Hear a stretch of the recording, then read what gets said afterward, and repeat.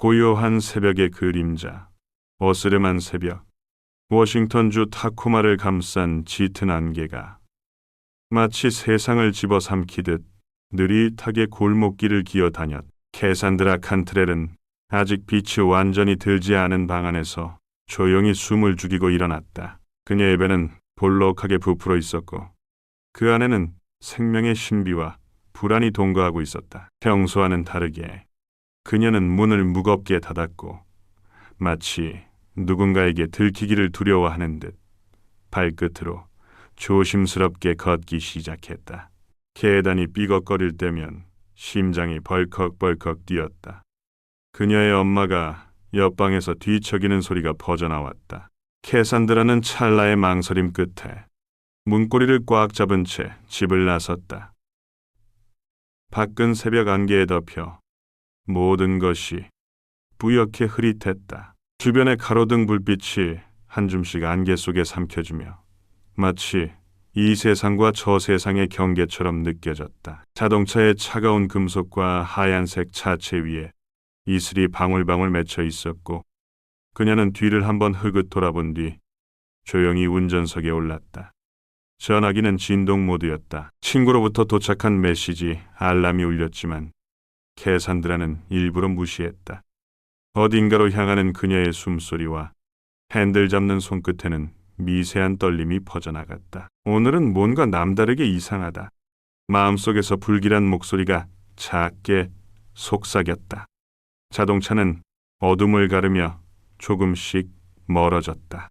카메라에 희미하게 잡힌 저 멀리 차의 뒷부분이 오싹한 그림자처럼 골목길 모퉁이 뒤로 사라졌다.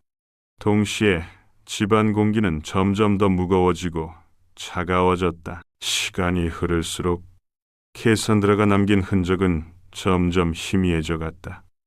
이불마다 스며든 체온, 침대맡의 작은 인형, 화장대 위에 놓인 초음파 사진, 모두가 차디찬 새벽에 정지된 듯한 몽환적인 분위기를 품고 있었다.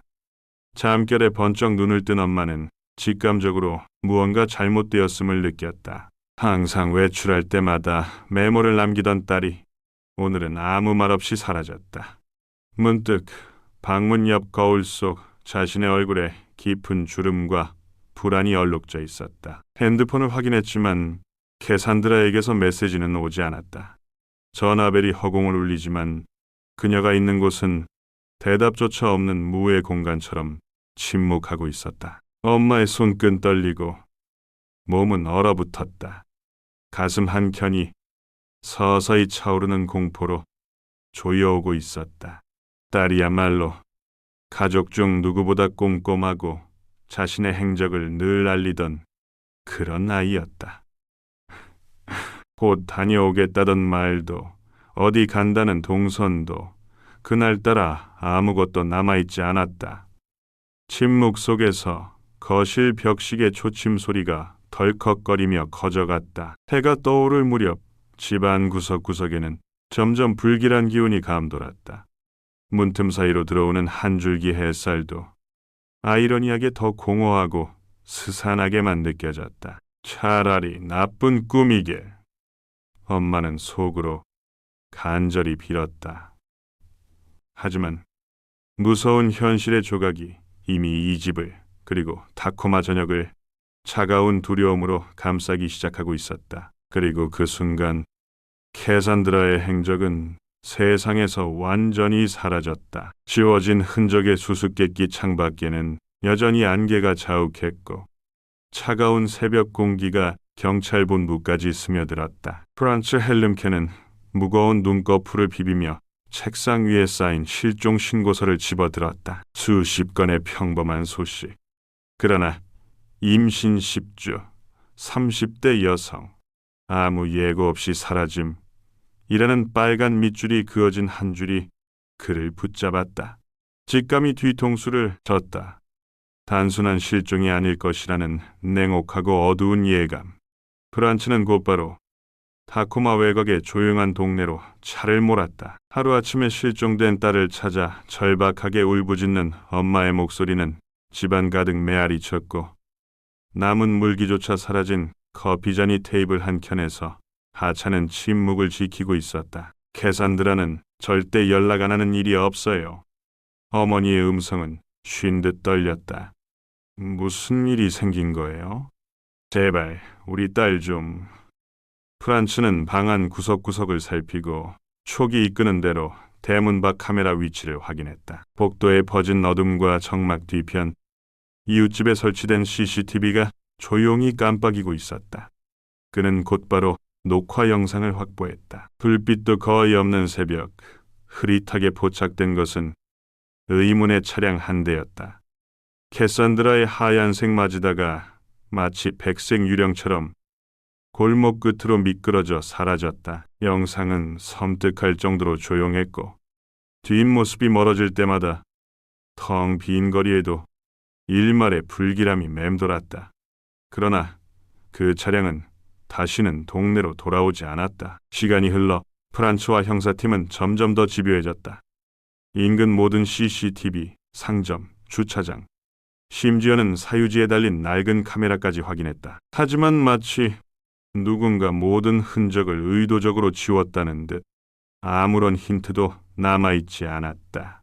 3일 뒤, 차가운 아침, 산업단지의 끝자락에서 차가 발견됐다. 하얀 색깔의 차체는 결로와 먼지로 얼룩졌고 문은 잠기지 않은 채 심지어 키도 꽂혀 있었다. 프란츠가 문을 조심스럽게 열었을 때 내부에는 미묘한 곰팡이와 뭔가 눅눅한 냄새가 스며 있었다. 운전석 앞자리에 놓인 낡은 우산, 뒷좌석에는 허겁지겁 버린 듯한 임신부 영양제 포장지. 그 어떤 혈흔도 격투 흔적도 없었지만 바로 그 정상적임이 오히려 더욱 기이하고 오싹했다.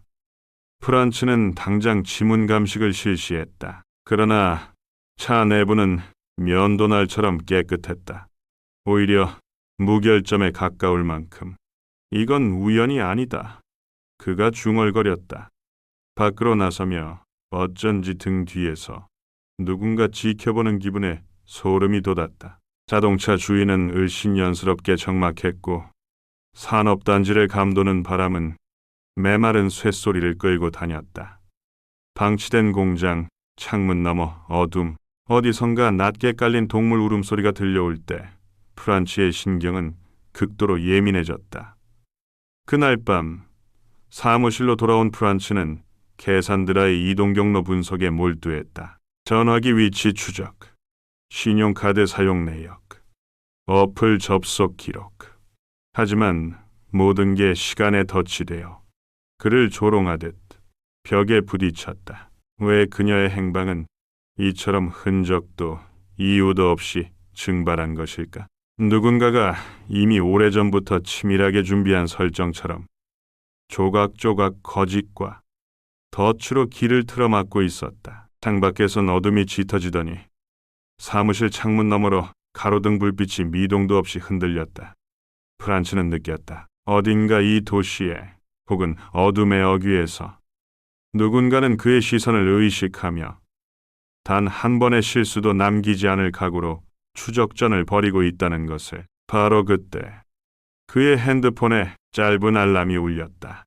새로운 단서 발견, 섬뜩한 직감이 그의 손끝까지 얼어붙게 만들었다. 바다 밑 검은 진실, 바닷바람이 거칠게 섬을 때렸다.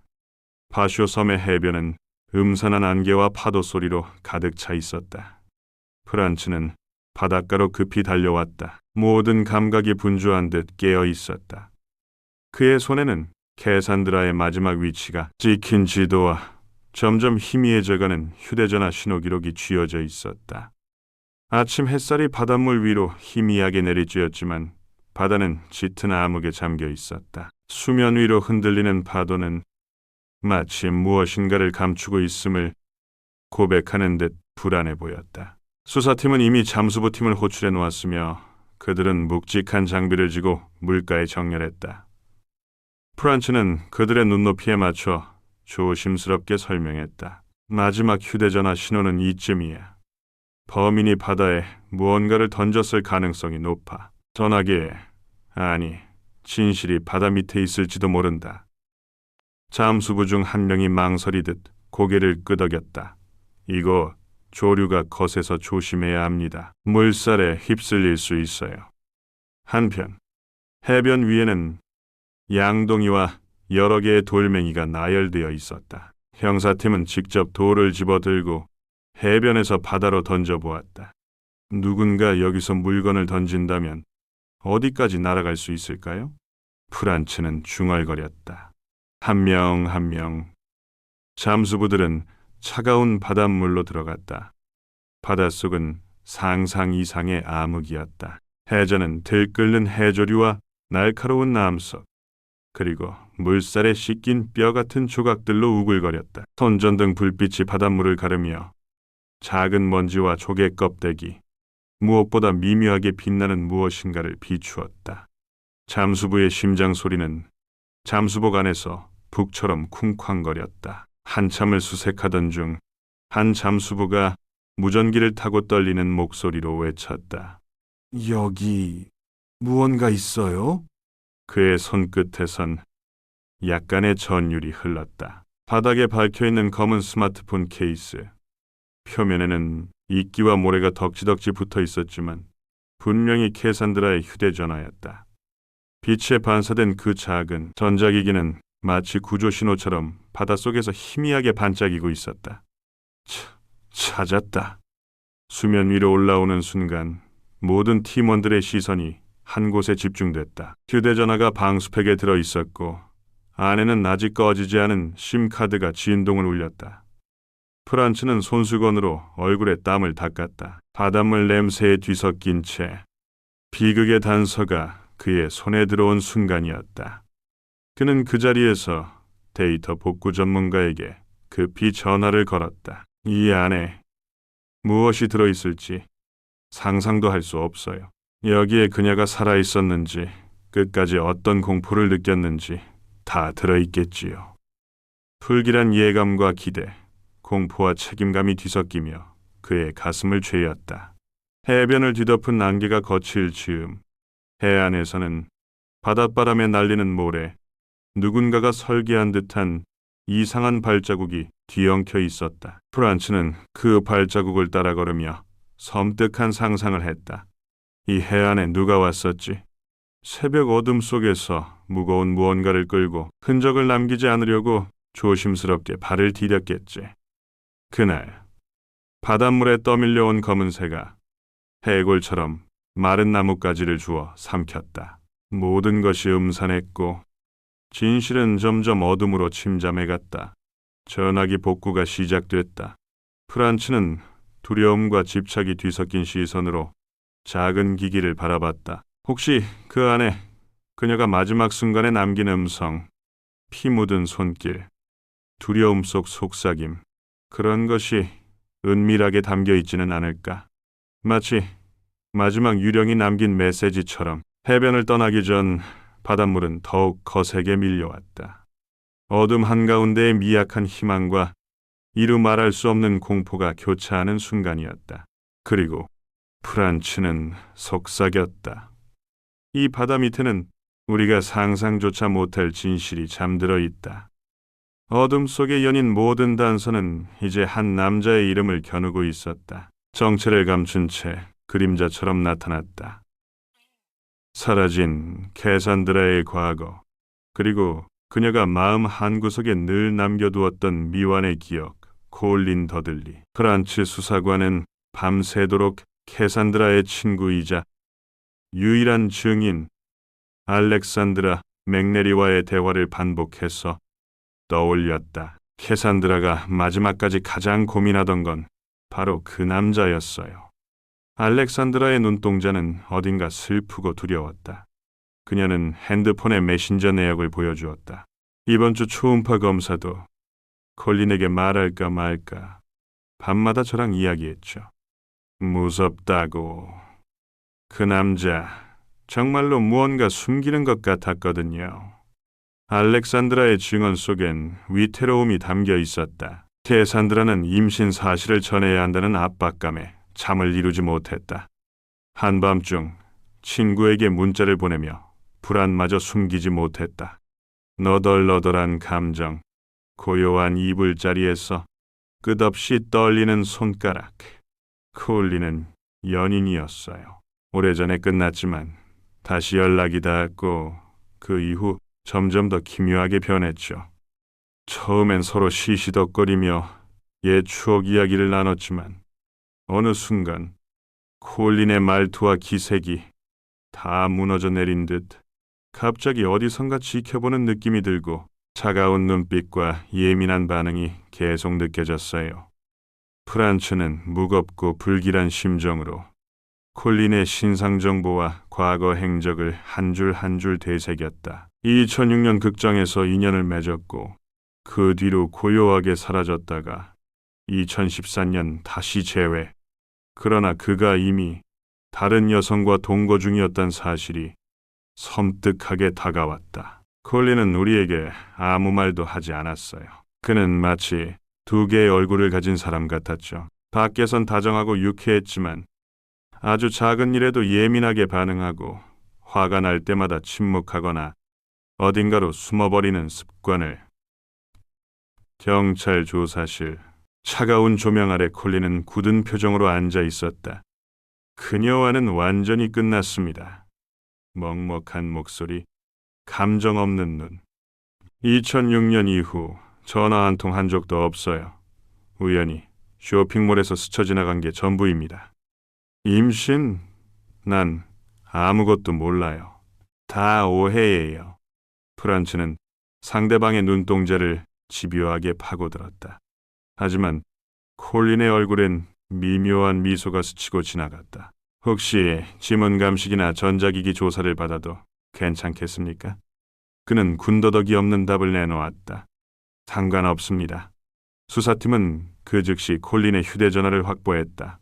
기적적으로 캐산드라 어머니가 건넨 전화요금 고지서와 대조해본 결과 일련의 의심스런 번호가 포착됐다. 펠마? 여기에 저장되어 있는 이 번호가 바로 캐산드라였네. 신문이 진행되는 동안 콜린의 심장은 절대 흔들리지 않는 빙판 같았다. 그의 손끝, 입술, 이마 모두 차갑고 무감정했다. 하지만 누군가의 시선이 닿으면 본능적으로 움찔거렸다. 조명 뒤에서 그림자들이 일렁였고 그의 오른쪽 눈가로는 뱀처럼 날카로운 신경이 스물스물 기어올랐다. 캐산드라의 박탈된 시간, 그녀가 콜린의 문 앞으로 다가서던 새벽, 휴대전화로 보낸 마지막 메시지. 나 좀 일찍 도착했는데 괜찮아? 콜린의 짧은 답. 내려와. 이 두 개의 메시지는 마치 죽음의 신호처럼 두 휴대전화의 메모리 어딘가에 남아 있었다. 콜린의 전화에선 깔끔히 삭제되어 있었지만 데이터 복구를 맡은 채 구조 데이터를 붙들고 씨름하던 전문가의 얼굴에는 섬뜩한 경악이 맺혔다. 여기에 뭔가 이상한 게 있습니다. 완벽하게 삭제된 문자. 그러나 지워진 행적은 더 수상해. 수사팀은 콜린의 사적인 생활 공간을 샅샅이 뒤졌다. 벽에는 낡고 바랜 연극 포스터. 마루에는 미세하게 남아있는 얼룩진 붉은 점들. 지하실로 내려가는 계단. 바닥에는 흙먼지가 수북이 쌓여 있고 한켠에선 철문이 삐걱거리며 열렸다. 이곳 혹시 최근에 청소하지 않았습니까? 콜린은 침묵했다. 형사들은 그 미세한 틈, 냄새, 공기의 흐름까지 집요하게 추적했다. 수사관의 눈에 비친 콜린은 더 이상 일상적인 남자가 아니었다. 그의 그림자는 사방을 얼룩지게 만들었고 그가 숨쉬는 공간마다 불쾌한 냉기가 퍼졌다. 어딘가에서 삐쩍 마른 쥐가 벽장 뒤에서 낑낑 울다가 이내 어둠 속으로 사라졌다. 모든 것이 콜린을 중심으로 공포라는 실타래로 휘감겨 들어가는 느낌이었다. 시간이 흐를수록 캐산드라의 생애 마지막 기억과 콜린의 현재, 두 사람의 인연은 점점 더 어두워졌다. 프란츠의 가슴에선 검은 그림자가 천천히 또렷이 자라났다. 이건 단순한 미련도 오해도 아니야. 누군가 아주 체계적으로 그리고 잔인하게 고립시키고 지우고 파괴했다. 밤거리는 더욱 음울해졌고 창문 밖에선 검은 까마귀 무리가 비명을 지르며 날아올랐다. 프란츠는 한 번도 시선을 떼지 않고 콜린의 싸늘한 실루엣을 노려보았다. 이제 진실의 한 조각이 적막한 어둠 속에서 천천히 드러나기 시작했다. 이름 없는 숫자 시간은 잔혹하게도 한치의 단서 없이 흘러갔. 밤이 다시 깊어지면 타코마의 하늘엔 달빛조차 빛을 잃고 까마귀 울음만이 골목을 채웠다. 프란츠 헬름케는 책상 위에 산처럼 쌓인 증거 목록과 노란 메모지 속 숫자들의 시선을 고정했다. 모든 수사가 하나의 미로로 점점 좁아졌다. 이제 중심에는 구불구불 미궁처럼 얽힌 이름 없는 전화번호들이 도사리고 있었다. 캐산드라의 어머니가 숨죽이며 내민 전화요금 고지서에는 반복적으로 찍혀있는 낯선 번호가 있었다. 그 번호, 그 존재는 오직 벨마란 이름으로만 남아있었다. 엄마의 목소리는 뜨거운 동시에 서늘했다. 이 번호, 최근 몇 달 사이에 너무 자주 반복되어 캐산드라는 보통 아무것도 숨기지 않았는데 여기선 무언가를 감추고 있었던 거죠. 목소리의 끝부분, 감정의 물기가 스며들었다. 프란츠는 전화번호 뭉치를 들여다봤다.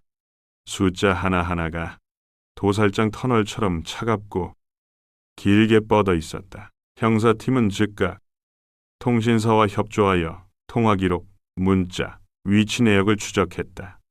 놀랍게도 벨마의 번호는 바로 콜린 더들리의 것과 일치했다. 이 충격적 연결고리에 프란츠는 서늘한 전율을 느꼈다. 왜 굳이 지인이나 가족과의 연락도 아닌데 익명처럼 이름을 숨겼을까? 무엇을 감춰야만 했던 걸까? 수사팀은 캐산드라의 폰, 콜린의 폰, 양쪽의 데이터 복구 작업에 총력을 기울였다. 데스크 위엔 하얗게 새벽을 세운 형사들의 커피잔과 피곤에 찌든 눈빛이 어지러이 늘어져 있었다. 데이터 전문가는 백색 장갑을 꼼꼼히 끼고 응급 복구를 진행했다. 방금 복구된 메시지 목록이 스크린 위로 빗방울처럼 스쳐갔다. 나 오늘 아침에 갈게. 혹시 네가 불편하지 않을까 걱정돼서. 괜찮아. 그냥 와. 그리고 그 뒤 끝내 대화가 멈추는 위험한 정적. 또 다른 데이터 조각.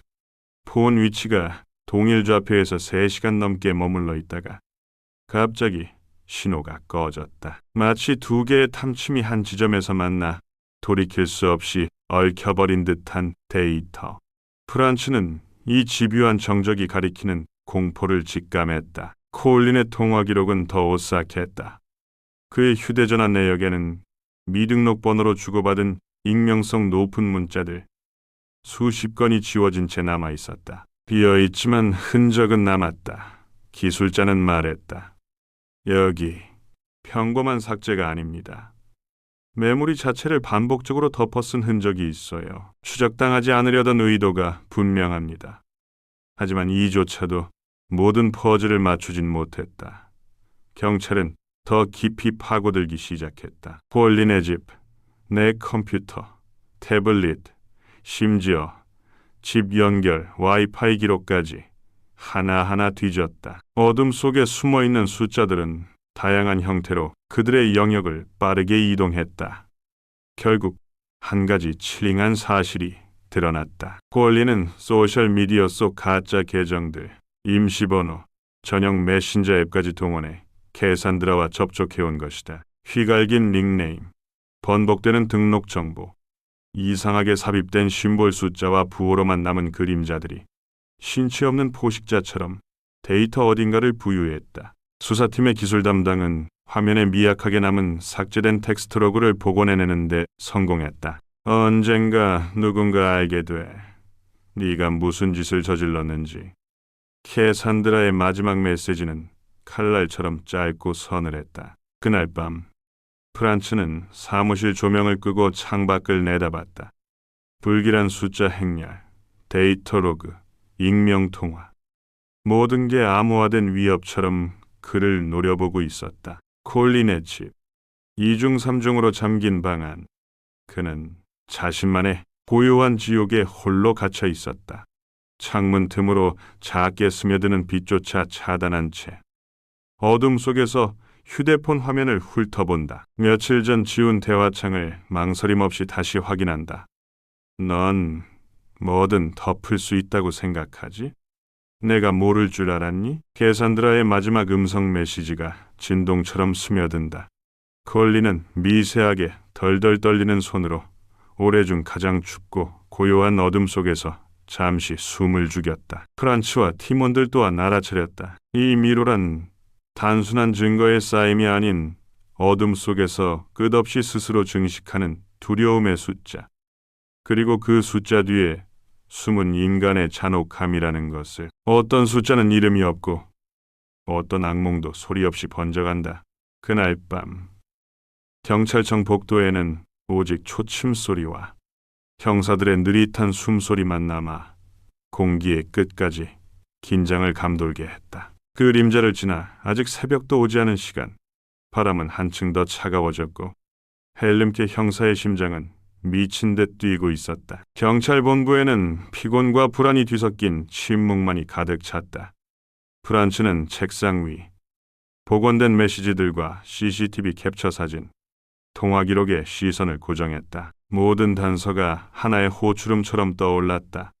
밤을 새워 분석하고 신문하고 종종 한계에 가까운 피로로 정신이 아득해질 때마다 그는 스스로에게 되뇌었다. 아직 끝나지 않았다. 어둠은 항상 빛의 끝에 잠들어 있다. 그러던 중 기술 담당자가 트라우마에 잠긴 얼굴로 복도 너머에서 손을 흔들었다. 팀장님, 여기 뭔가 나왔어요. 비밀 채팅방 기록. 완전히 지워진 줄 알았는데 일부가 복구됐습니다. 형사팀은 한 명 한 명 작은 회의실에 모였다.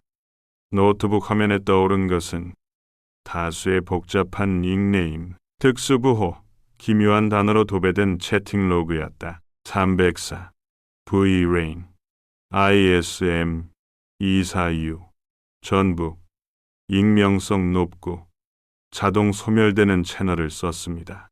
분석가는 이어 말했다. 여기서 콜린은 단순히 벨마가 아니라 여러 계정으로 최소 3명 이상과 교신했습니다. 이 방에선 단 한 사람만이 마지막까지 진짜 자신을 아는 것처럼 움직이더군요. 프란츠는 오싹함을 느꼈다.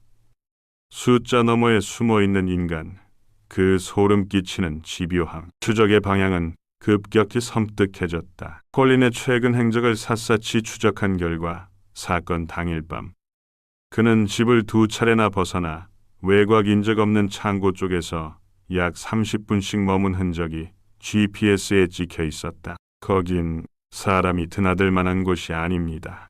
동료 형사는 조용히 속삭였다. 프란츠는 이미 경찰차를 몰고 창고로 향하고 있었다. 창고 입구에서는 개 짖는 소리와 멀리서 들려오는 귀뚜라미 소리만이 바람에 실려왔다. 문은 녹이 슬고 경첩은 천천히 신음하며 열렸다. 형광등 한 줄기조차 없는 공간, 한기가 뼛속까지 스며들었다. 프란츠는 손전등을 조심스럽게 켰다. 안쪽 콘크리트 벽에는 이상하게도 누군가 급하게 손톱으로 긁은 듯한 자국들이 어지럽게 남아 있었다. 한쪽 구석에선 검은 비닐봉투가 흙먼지 위에 던져져 있었다. 비닐을 조심스럽게 열었을 때 안에서는 캐산드라의 것으로 추정되는 코트 자락, 갈기갈기 찢어진 다이어리, 혈흔이 묻은 무명 지갑이 차갑게 무더기로 있었다. 프란츠의 손이 미세하게 떨렸다. 지갑 안쪽 가장 작은 포켓에서 한 장의 사진이 나왔다. 사진에는 캐산드라가 환하게 웃으며 누군가의 어깨에 손을 얹고 있었지만 뒷배경에 비친 흐릿한 그림자는 누가 봐도 의도적으로 찍힌 것 같았다. 그 그림자의 모양, 누군가 혹은 뭔가가 프레임 바깥에서 그들을 지켜보고 있는 것 같은 형상. 형사는 한숨을 내쉬며 다이어리의 파손 부분을 펼쳤다. 피 묻은 페이지엔 이런 짧은 글이 쓰여 있었다. 아무리 도망쳐도 그림자는 나를 쫓아와 그의 눈을 마주치면 내 몸이 얼어붙어. 매번 새벽이 오기도 전에 나는 이미 사라지고 말 거야. 순간 창고 안의 공기가 급격히 무거워지고 프란치의 귓가엔 자신도 모르게 속삭임이 맴도는 듯했다. 난 여기 있다. 아직 끝이 아니다. 형사들은 근처에서 신속히 현장을 봉쇄하고 법의학팀을 불렀다. 프란치는 사무실로 돌아가는 내내 차창 밖 퍼붓는 빛 속에 아른거리는 자신의 얼굴과 그 그림자 위에 떨어지는 낯익은 두려움을 느꼈다. 도시에는 이미 불길한 소문이 돌기 시작했다. 임산부 실종 사건. 범인은 아직도 어디에 숨어 있다. 시민들은 창을 걸어 잠그고 골목마다 작은 램프불이 늘어섰다. 누구도 바로 옆의 그림자가 언제 살아 움직일지 확신하지 못했다. 그날 밤 늦은 시각, 콜린은 자신의 방에서 조용히 오래전 적어둔 노트를 펼쳤다. 무엇이든 기억은 지워지지 않는다. 그의 손끝은 자신도 모르게 떨리고 앞에 놓인 라이터를 미미하게 만지작거렸다. 길가에선 자신의 이름을 부르는 것 같은 착각, 복도 저편의 미묘한 발자국 소리, 그림자보다 더 깊은 어둠이 언젠가 나를 삼킬 것이다. 프란츠는 창고에서 발견된 유품의 남은 지문, 어딘가 묻은 섬유 조각, 그리고 미세한 혈흔의 DNA 분석 결과가 올라오는 것을 기다리며 조용히 속삭였다. 진실은 곧 그림자처럼 드러난다. 하지만 때로 그림자 속에는 사람의 본성보다 더 무서운 공포가 산다. 아직 끝나지 않았다. 그림자의 손끝, 진실의 아기가 점점 조여지고 있었다. 시면의 목소리 철야에 가까운 새벽, 타코마 씨의 또다시 갑작스레 안개가 드리웠다. 하얗고 두꺼운 안개 속에서 모든 건 흐려졌고 오직 빗물에 젖은 아스팔트와 반짝이는 파출소 네온만이 암시처럼 남았다. 프란츠 헬름케 형사는 창고에서 회수된 증거들을 바라보며 머릿속을 가득 채운 수수께끼와 공포에 짓눌린 듯 어깨를 움츠렸다. 데스크에 앉아있던 그에게 법의학팀 담당자가 와서 서류 봉투를 내밀었다. 형사님, DNA 분석 결과입니다. 피는 캐산드라 본인의 것으로 확인됐고 미세한 머리카락에서 콜린의 DNA도 검출됐습니다.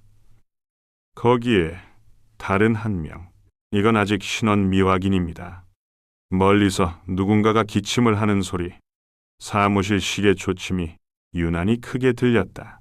프란츠는 의문에 휩싸인 채 수사노트에 제3의 인물이라고 굵게 써넣었다. 동시에 캐산드라가 남긴 일기에 피 묻은 페이지와 작은 낡은 오디오 녹음기의 존재가 드러난 송진 냄새가 배어든 장롱, 구석에서 찾은 녹음기, 그 안엔 끊긴 듯 이어지지 않는 속삭임, 메마른 숨결, 그리고 격정적이고 덜컥거리는 울음이 담겨 있었다. 누군가 문 앞에서 밤마다 서성이고 있어. 발자국은 점점 가까워지고 이젠 내 이름을 부르는 목소리까지 들려. 콜린만이 아니야. 더 위험한 무언가가 있어? 녹음된 목소리는 끝없이 갈라지고 절망과 공포에 찬 울음으로 이어졌다.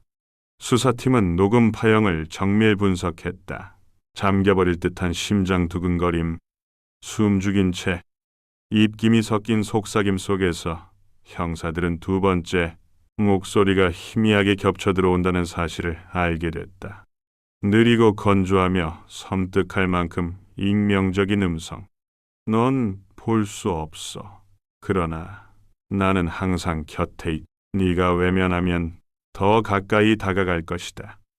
도의원과 경찰청장은 프란츠를 불러 사건의 전말을 지금 당장 설명해보라며 다그쳤다. 프란츠는 가쁜 숨을 내쉬며 말했다. 이 사건엔 분명한 제3의 인물이 있습니다. 콜린이 모든 걸 조작했음에도 불구하고 피해자가 지속적으로 누군가의 기척을 더 느꼈어요. 피 묻은 녹음, 겹쳐진 발자국, 신원 미상의 DNA, 그리고 데이터 기반으로 조회된 10년 전 장기 미제 사건 자료에서도 거의 비슷한 패턴이 남아 있었습니다. 브리핑실엔 소름 끼치는 침묵이 흘렀다. 첩첩산중 같은 구름 속에서 프란치의 머릿속에서는 수십 번이나 얽힌 퍼즐 조각들이 끔찍한 패턴으로 다시 맞춰지고 있었다. 그날 저녁, 프란치는 다시 창고로 향했다. 하루 동안 봉쇄된 곳에 남아있는 구분 그림자와 찢겨진 다이어리 조각, 그리고 코트 자락을 반복해 살폈다. 새로운 단서, 조그만 의류 라벨 안감에서 파란 잉크펜으로 적혀있던 짧은 메시지. 32,114띠, SB의 기억을 지워라. 그림자는 죽지 않는다.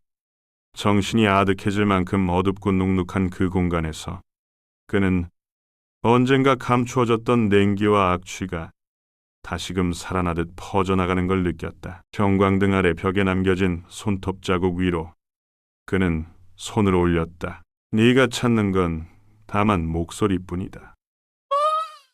동시에 멀리 경찰서 감시 카메라에 포착된 한 형체가 있었다. 모자를 눌러 쓴 누군가가 창고 주변을 돌며 그림자처럼 유유히 사라졌다.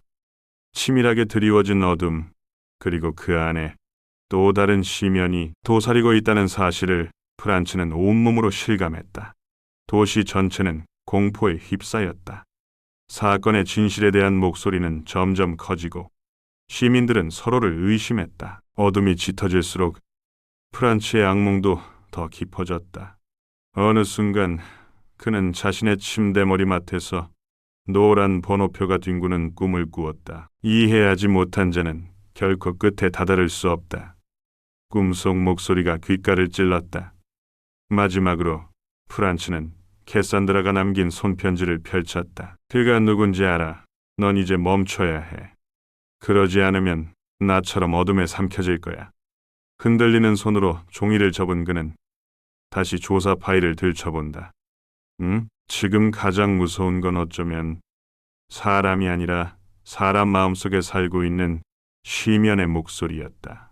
끝을 부르는 그림자 바람이 더 차갑고 거세게 불었다. 도시는 숨을 죽이고 어둠에 몸을 숨겼다.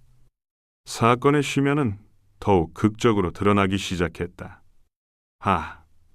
프란츠 헬름케는 누구도 믿지 못하는 눈으로 한밤중 경찰서 유리창 너머를 긴장된 표정으로 바라보고 있었다. 그는 자정 무렵 감시 카메라에서 수상한 인물이 포착됐다는 연락을 받았다. 흔들리는 영상을 확대하자 누군가가 창고 근처를 돌아다니다 사라지는 실루엣이 명확하게 나타났다. 낮게 눌러 쓴 모자, 검은 코트, 그리고 손에는 어딘가 미묘하게 무거운 물건을 감추고 있었다. 프란츠는 긴장하며 중얼거렸다.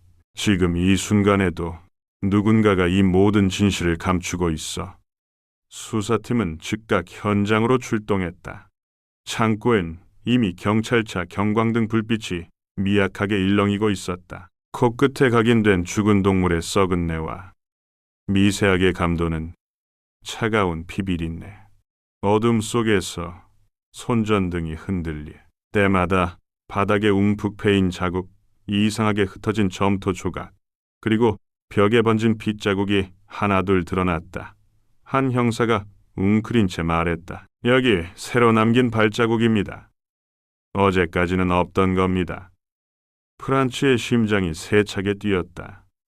발자국은 창고 뒤편, 오래된 하수구 입구로 이어졌다. 하수구 뚜껑은 반쯤 열린 채 어둠 속으로 불길하게 길게 퍼져나갔다.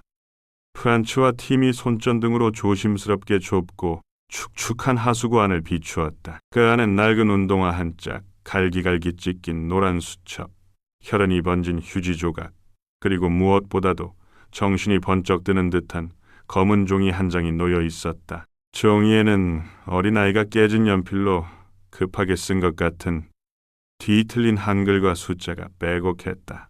33,114디. 나는 항상 여기 있어.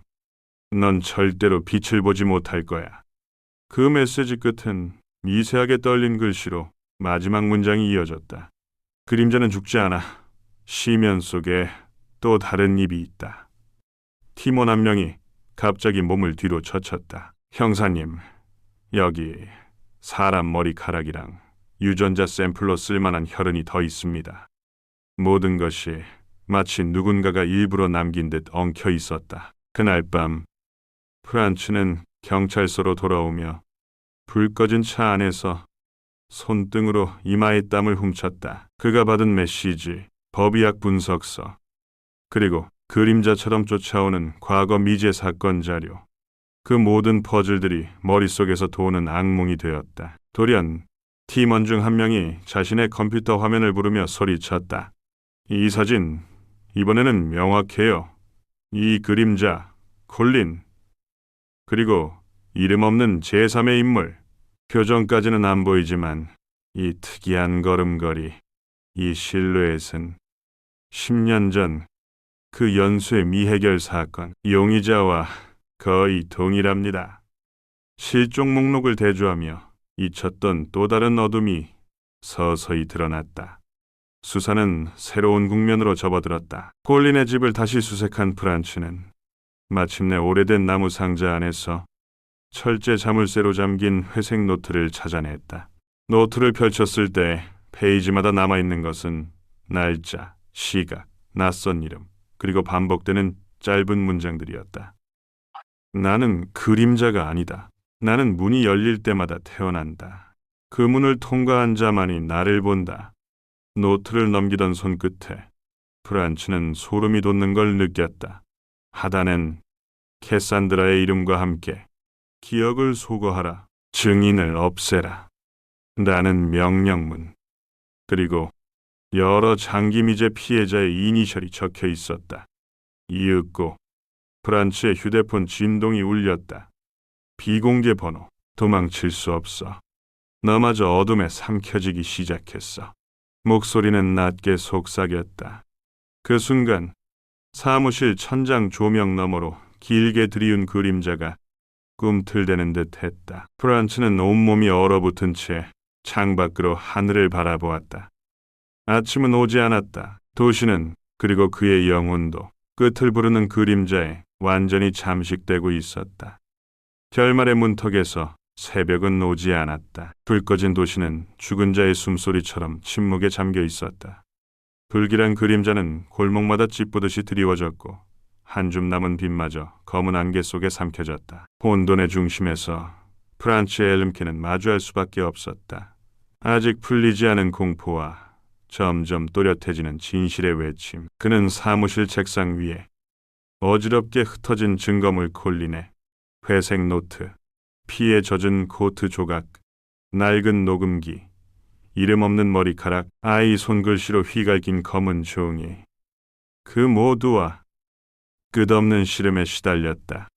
잠깐이라도 눈을 감으면 형광등 아래 그림자가 몸 위를 기어오르는 섬뜩한 환영이 밀려왔다. 희뿌연 새벽, 그는 마지막 실마리를 부여잡으려는 듯 기억을 더듬어 콜린의 과거, 장기 미해결, 실종, 사건, 자료, 그리고 캐산드라의 일기와 그 음산한 목소리를 교차해서 검토했다. 진실에 접근하는 조각 그날. 현장 감식반이 하수구와 창고, 그리고 콜린의 집 수색 중 새롭게 발견한 물건들이 있었으니 오래된 손목 시계와 미세하게 새겨진 알파벳 코드, 그리고 10년 전 상실된 피해자의 지갑이었다. 프란츠는 종이에 쓰인 33,114디와 과거 실종 파일, 노트 기억을 소거하라, 메시지, 그리고 그림자 존재의 반복을 교차 분석했다. 이건 단순한 연쇄범 이상의 무언가다. 누군가 또는 무엇인가가 수년간 이 그림자 노름을 반복해왔다. 프란츠의 속삭임이 자신조차 낯설 정도로 건조했다. 콜린의 신문, 그리고 그림자 콜린은 수도 없이 반복되는 신문 끝에 점점 기묘하게 변해갔다. 난 아무것도 모른다. 기억나지 않는다. 다 오해다.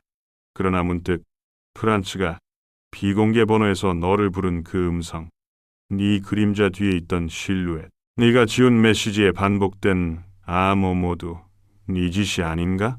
라고 몰아붙였을 때 콜린의 팔목 근육이 단단히 긴장됐다. 침묵 끝 그는 희미하게 미소 지었다. 내가 아냐. 넌 아직도 모르는군. 말끝을 흐리며 눈길을 낮췄다. 눈동자는 텅 비어 있었고 마치 무력한 허수아비처럼 찢겨진 영혼이 손가락 끝에 매달린 듯 했다. 그 순간 조사실 내부 조명이 갑자기 깜빡였다. 동시에 방 안을 스치는 냉기와 함께 프란치의 뒷목을 식은땀이 타고 흘렀다. 불현듯 신문실 회로 TV에 형체를 알아볼 수 없는 검은 윤곽이 아주 짧은 순간 번쩍 떠올랐다. 카메라 노이즈인가? 그러나 프란츠는 본능적으로 느꼈다. 이건 단순히 기계적 결함 따위가 아니었다. 그림자의 속삭임. 프란츠가 다시 근거 자료들을 모아 재정렬하던 중 한 통의 새로운 메시지가 도착했다. 너는 이미 문턱을 넘었어. 누가 범인인지 묻지 마. 진짜 그림자를 찾고 싶다면 다시 자료실로 와라. 비공개 번호, 익명, 인터넷 전화. 이상하게도 이번 메시지는 콜린이 구금된 상태에서 발생했다. 동시에 컴퓨터 화면엔 다시 한번 33,114D SB의 기억을 지워라. 심연 속의 이 의미 없이 반복되어 나타났다. 경찰청 기술팀이 해킹 가능성을 조사했지만 송출 경로를 확인할 수 없었다.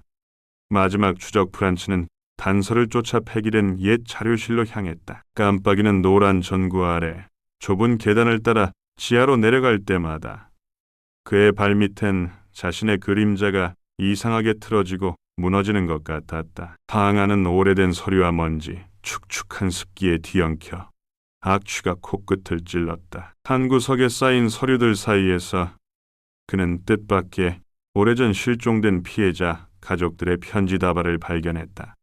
그것들 중 몇몇엔 이렇게 적혀 있었다. 우릴 지켜본 건 한 사람이 아니야. 누군가 안개 넘어 그림자에서 우리를 노려봤어. 편지 속 가족들마다 어디선가 들려온 속삭임. 창 너머 비틀리는 검은 형상을 증언했다. 거기엔 최근 사라진 캐산드라의 글씨와 유사한 도망쳐 아직 늦지 않았어 라는 문장도 있었다. 진실의 순간 정체의 등장. 그때 프란츠 뒤편에서 인기척이 났다. 습한 바닥을 긁는 발걸음, 그리고 길게 이어지는 자를 수 없는 그림자 하나. 프란츠가 돌아섰을 때 음산한 복도 끝에 낮은 모자를 깊게 눌러 쓴 실루엣이 서 있었다. 그는 본능적으로 총을 들었다. 정지해. 누구인가? 실루엣은 천천히, 동시에 너무 부드럽게 미소 지었다. 그리고 낮게 속삭였다. 항상 말했지. 진짜 공포는 네 안에 있어. 네가 나를 의심하는 순간부터 넌 이미 내 일부가 된 거야. 조금씩 다가올수록 그의 실루엣의 얼굴은 한 명이 아니라 수십 명의 피해자 얼굴과 뒤섞이며 마치 살아 움직이는 핏자국처럼 일렁이었다. 마지막 한 걸음을 남겨둔 채 그림자는 흡사 안개처럼 방 안 가득 퍼져나가며 프란치의 시야를 삼켜버렸다. 문턱 잠깐의 어둠, 그리고 멀리서 들려오는 고요한 아침 종소리. 프란치가 눈을 떴을 때 그의 손엔 캐산드라의 낡은 편지와 노트 한 권이 남아 있었다. 누가 범인인가라는 의문은 더 이상 중요하지 않았다. 진짜 범인은 그들 모두를 노려보던 도시의 끝없는 흑암, 그리고 죄책감과 공포에 잠식된 인간의 심연 그 자체임을 그는 차갑게 실감했다. 긴 망설임 끝 프란츠는 덜덜 떨리는 손으로 마지막 기록을 남겼다. 그림자는 죽지 않는다. 끝도 시작도 그저 시면일 뿐이다. 어둠의 아가리 도시는 새벽조차 거부했다. 창밖 거센 빗줄기와 차가운 안개가 거리 전체를 삼켰다. 프란츠 헬름케 형사는 수많은 밤을 건너온 끝 마침내 이 끝없는 시면의 입구, 결말의 한가운데에 서 있었다.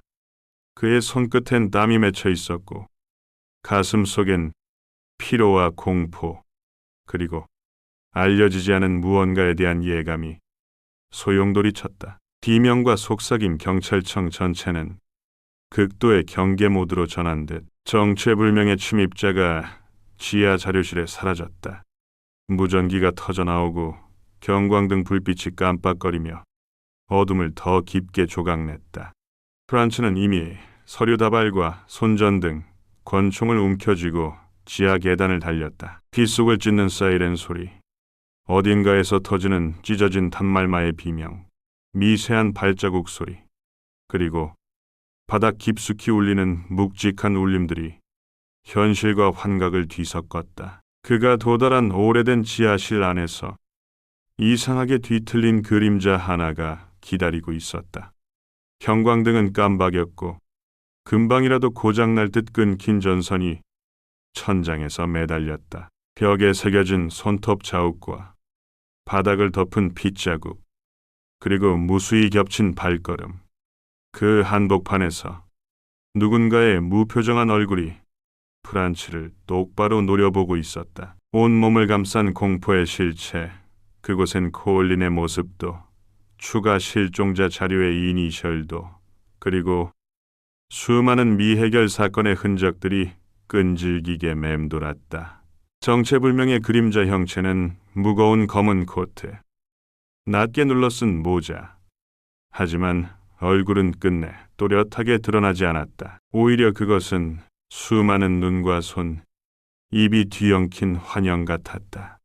프란츠는 짧게 낮게 한숨을 삼킨다. 너는 누구지? 인간인가? 아니면 이 도시의 저주인가? 그림자는 금방이라도 녹아버릴 듯 뭉개지다가 낮은 목소리로 속삭였다. 나는 네가 만들어낸 두려움, 희생자들의 기억이자 모두의 쉬면. 육신은 이미 오래전 사라졌고 남은 건 오직 살아있는 자들의 죄책감과 망각뿐이다. 그러는 사이 주변 공간은 현실과 과거, 기억과 환상의 경계를 무너뜨리기 시작했다.